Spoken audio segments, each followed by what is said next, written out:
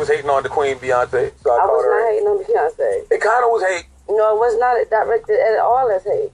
When the Bow Down record came out. Yeah, I love Beyonce. And you was like, first it was all let's have camaraderie as women. Now it's well, the thing is that I met, seen Beyonce a few times. She's always a very sweet girl. Mm-hmm. To me, that just wasn't her, you know what I mean? Her thing. But I don't know. There was the set of tweets that happened a while back, because you and Beyonce are really close. Mm-hmm. And there was something about how Keyshia Cole complained that you weren't giving her any songs because of your relationship with Beyonce and how she sort of said something about Beyonce. Mm-hmm. Any truth in that? Of course. I mean, it wasn't nothing towards Keyshia. I mean, she knows that, and everybody that with a brain knows that. That's not even how I operate. But how I definitely don't operate with any type of, I give up 10 million for somebody to give up 10 million for me. It is what it is. So it looks like Beyonce is in the spotlight again for ruining yet another career when she was hating on the Queen Beyonce. So I was not hating on Beyonce, it kind of was hate. No, it was not directed at all as hate. When the Bow Down record came out, yeah, I love Beyonce, and you was like, first it was all let's have camaraderie as women. The thing is that I met seen Beyonce a few times. She's always a very sweet girl to me. That just wasn't her, What I mean her thing, but I don't know yep, I'm talking about Keyshia Cole. Allegedly she's back talking about how Beyonce ruined her career for fun, being that she's one of the people who was blacklisted in the industry by The Dream and others, because she decided to call Beyonce out there. There was a set of tweets that happened a while back cause you and Beyonce are really close MHM. And there was something about how Keyshia Cole complained that you weren't giving her any songs because of your relationship with Beyonce, and how she sort of said something about Beyonce. Any truth in that? Of course. I mean, it wasn't nothing towards Keyshia. I mean, she knows that, and everybody with a brain knows that that's not even how I operate. But how I definitely don't operate with any type of I'm not the I give up 10 million for somebody to give up 10 million for me. It is what it is. But did Beyonce really play a part in how Keyshia's career stalled, or is this just another tactic for anti-Keyshia to stay relevant now that people are talking about her tumultuous love life? Let's find out. Okay, this entire situation with Keyshia goes back to when Beyonce released her song Bow Down, seemingly telling all other female artists that they had to bow down to her with lyrics like, I know when you were little girls you dreamt of being in my world, don't forget respect. That bow down, well, coming from someone who had also sung about girls running the world. So many people said that Beyonce probably took it a bit too far with the lyrics, and I don't like the screwed up part. Show I don't like it. I don't think it's her. I don't think go of what she represents. But Beyonce did try to explain that she was coming from a point of pain, and while detailing how she came up with the song, Beyonce told iTunes Radio, the reason I put out Bow Down is I woke up, I went to the studio, I had a chant in my head, it was aggressive, it was angry, it wasn't the Beyonce that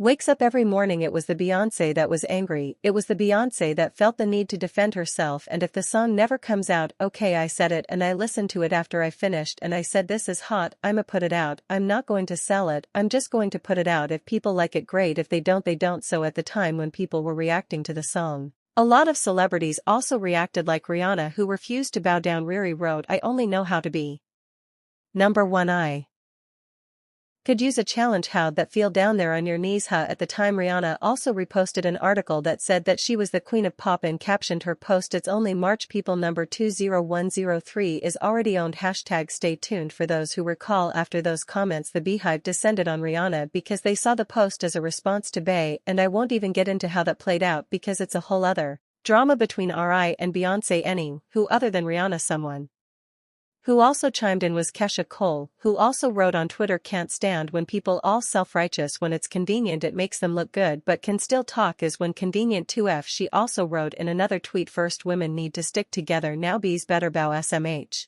But it's all G chicks stay shooting the ish now. In response to what Keyshia wrote, pro-Beyonce fans slammed her with a bunch of nasty comments, and Keyshia being Keyshia, she responded to some of them as well. And for those who recall, it was a pretty messy situation that went on for days. Trust me, it didn't help that Keyshia also threw shade at Michelle after Destiny's Child joined Beyonce on stage for her halftime Super Bowl performance that year. Like shortly after the show was over, Keyshia Cole took to Twitter to share her thoughts on what she just experienced and wrote, "Thing that is up then beyond bad bit central. I think I was frightened to blink for a sec, then Michelle sung and woke my behind up for my days. She always Messing the groove up the shade. Yikes honey, it was a bit confusing when Keyshia went after Michelle like that, but Michelle was pleased with her performance and she tweeted, had a great time with my sisters tonight, tried to keep it a surprise, love you all, God bless. She also said during an interview with Billboard, we were all smiling, I was laughing with my girls. I don't care what anybody else says, I don't let it get me down, it was a beautiful thing. Kelly Rowland also addressed how Keyshia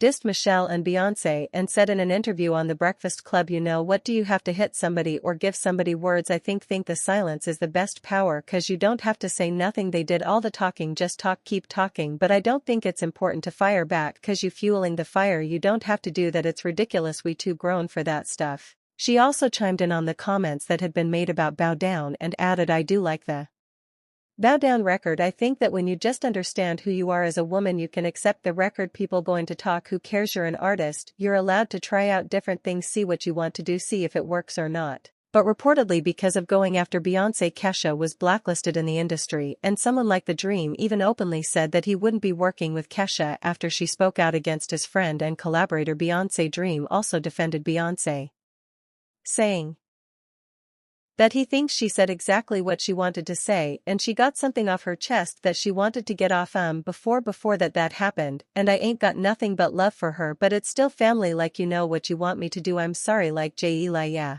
exactly like what you, sorry you, and I would hope the same thing would happen for me, and I know on occasion certain things happen for me, I know when I'm in certain places how B looks out or how J takes care of a certain thing, or where somebody else may be calling an assistant to get something done downstairs, and I can call Jaya to get done because I'm talking to Jay about it, and you know those things for yourself, so you don't need any type of validation. It's not like, well, after hearing that The Dream would no longer be working with her following her criticism of BA, Keyshia also took to Twitter to react and was like, Dream not wanting any songs from me is fine, I'm on the 6th album, he's only wrote one song on one of my albums, which I did love, God bless. Regardless, Keyshia's career reportedly still took a hit just like the careers of several others who went against Beyonce, like remember how they did Cry Hilson and how she even had to apologize a few times. It's not, no one could ever compare to Beyonce, let's just say the name that we're discussing, no one could compare, no one will for a very very very long time, and that was never my aim either. However,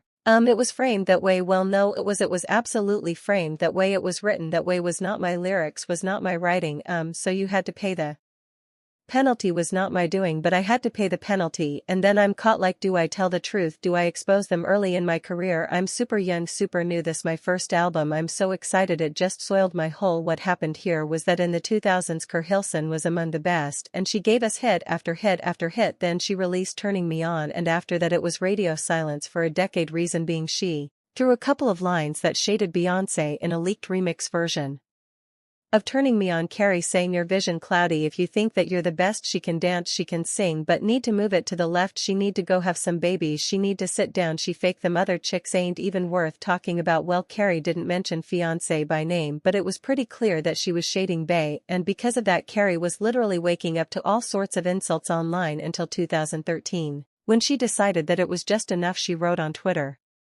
you have no idea what your hateful words could do to someone's spirit. Years of verbal insults from strangers all day long, enough is enough. She also wrote in another tweet, I'm here for my fans, I'm stronger than you imagine. But waking up going to bed to your ugliness is just too much. Kids, I get it, okay, you can stop now. As far as whatever you're really mad about, I had my reasons, it's been years, just chalk it up to your ignorance of my reality and let it go. As for my mistakes, God has dealt with me. Basically, Carrie was out of the game for like a decade, and it was all because she dissed Beyonce. She even fought back tears when she opened up about her hiatus during an interview with psychic medium Reginald Lewis on a segment for Steve Harvey's daytime show. And she said that it was really hard for her. It is kind of a comeback. Yeah, it is kind of a comeback because I hit Tom a few times. Yeah, you had to, and that's the thing. And I'm crawling back to walking in my purpose. Exactly, walking your power, my power. Yeah, your power, exactly, instead of giving away, and you didn't have a balancing system. Yeah, you didn't have that balancing system. That's true. I think I had to give up music for a while. I stepped away. I thought it would just be a year. It's been 6 maybe. There's also Blue Cantrell, whose disappearance allegedly had a lot to do with the